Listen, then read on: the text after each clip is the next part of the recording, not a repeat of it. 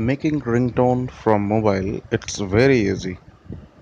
So let's start the process.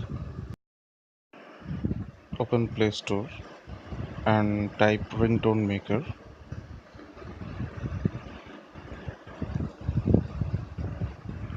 and install this application.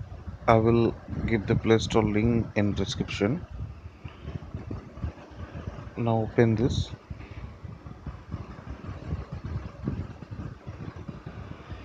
and select cut a song or music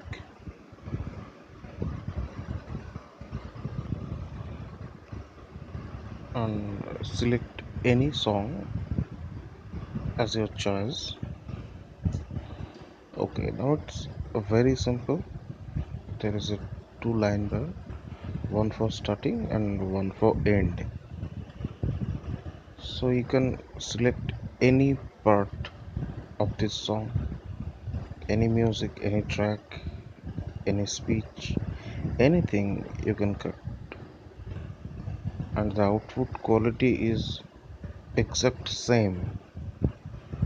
And right click and click the upper corner, the save button, and it's saved. That's it.